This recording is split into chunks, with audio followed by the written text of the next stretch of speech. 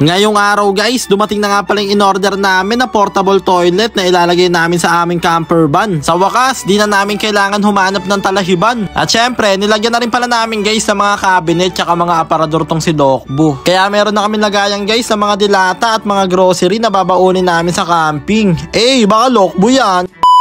What's up sa inyo mga itik? Ngayong araw guys, naka-formal attire nga pala si Baron. Grabe, naka-outfit chick oh. Baka Baron yan. Bali pupunta kasi kami ngayon guys sa Paranaque dahil may magbibigay sa amin ng mga napakaraming tools. Grabe, sobrang nakakataba ng pusod guys. Kaya maraming salamat sa walang sawa niyong suporta. At ayun na nga guys, maya lang nakarating na nga pala kami dito sa kanilang office. Bali ang magbibigay nga pala sa amin ay ang Maxell Power Tools. Ang Maxell Power Tools ay ito nga pala ang ginagamit ng mga tools sa mga professional at mga malulupit talaga ng mga tao. At ito nga pala, ikilala sa pagiging matibay ng kanilang mga kagamitan. Kaya ayun nga guys, maya lang, ayan, in-explain na nga pala sa amin ni Sir ang mga ibibigay sa amin tools. Grabe, nakakalugod at talaga nga namang nakakataba ng pusod. Binigyan kami guys ng portable grinder, portable drill, portable circular saw at etong portable electric pan na talaga nga namang mapapakanabangan namin guys habang kami ay naggagawa-gawa kay Lokbu. Kaya maraming salamat nga pala sa Maxell guys dahil mapapakanabangan talaga namin to sa paggagawa namin kay Lokbu. At eto pa ang malupit guys,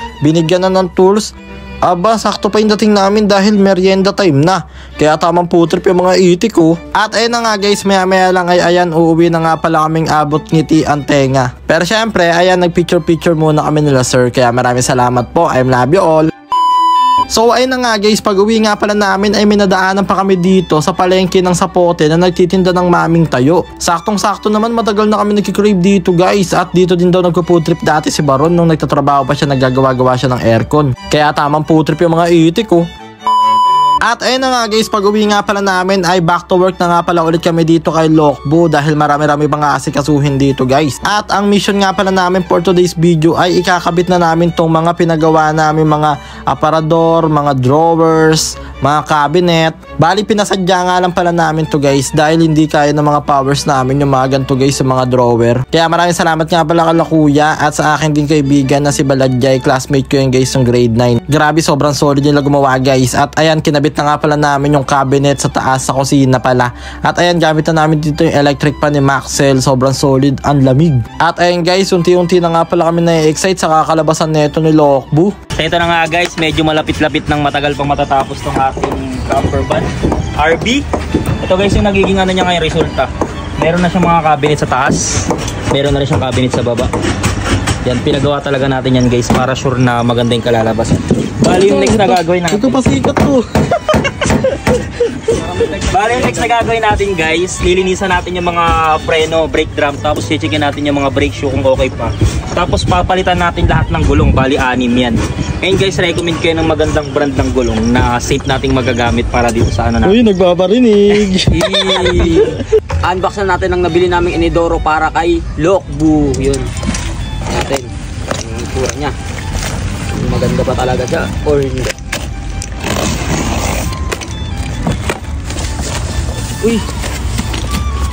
Uy ay, uy, ang solid nga yun tol ah. Baliktad yata tol. Ang baliktad nga tol. Hindi, ganito lang yan oh. Alam mo bakit ganun? Ang galing. Ayos mo ka. Oo. Uy, ang solid yan tol ah. Yeeeey. Tignan mo naman yan, Gar. Oh. Yeeeey. Tignan mo. Hatol. Ano yun tol? May ano? Yung pool? Ay, puno na. Pool na daw. Oh, bawal na gamitin yan. Ayun oh. Hindi, ayun oh. Ah, ulit nga tol. Ay, ayun yung nilalagyan dito ng tubig. Ay, lalagyan muna para natin siya ito ng tubig. Ayun. Kasi ito yung pinapump. Tapos ito yung ano niya, yung tangke. Dito may ipon yung ano, mga echas natin, mga dumi. Ayan. Ito yung par. Ayan, par. Open the door. Oh, wala pa yung tubig. Tapos isasara, ayan. Ayun oh. Pag i-echas ka, sasara. Tapos ipapump ganyan no. Yan. Tapos para yung pag umechas ka guys, nandiyan no, may tubig-tubig. Ayan, kailangan medyo marami siyang tubig para hindi didikit. Hindi, meron naman dito eh. May kasama pala. Yun ka na rin pala yan, yung previous. Yan. Hawak-hawak mo talaga. Silipin mo. Yan. Ayun, ganun pala. Ayan. Lagyan. Yan. Nyari tapos ganito na. ano no. Oo, ganun pala yun. Tapos, Nyari, tapos na guys. Ganyan mag-flash oh. Pag ganyan para di na mangangamoy din. Ngayon paano tol pag itatapon mo na siya tol? Pagtatapon mo siya. Makita ka na ng CR. yan to, yan. Tatapon mo siya sa mga CR. Ayan o. Yan. Babaklas siya guys. Ayan Ayun na oh. siya. Oh, bali ito yung dadalhin mo tol. Ayan. Yan. Tapos ganito ka dapat maglakad ah. Lakad matatag. At ayun na nga guys, bali eto nga lang pala ang nagawa namin buong maghapon na ikabit lang namin itong pinagawa namin cabinet. Ayan sa taas niya, grabe sobrang solid nito guys. Dito namin ilalagay yung mga groceries, yung mga confidence sa pagluluto ng ulam at dito may drawer din dito guys, 3 drawer yan. Pinag-isipan pa namin kung ano ilalagay namin dyan. Mga kung ano-anong kagamitan lang guys, basta ano siya, space server.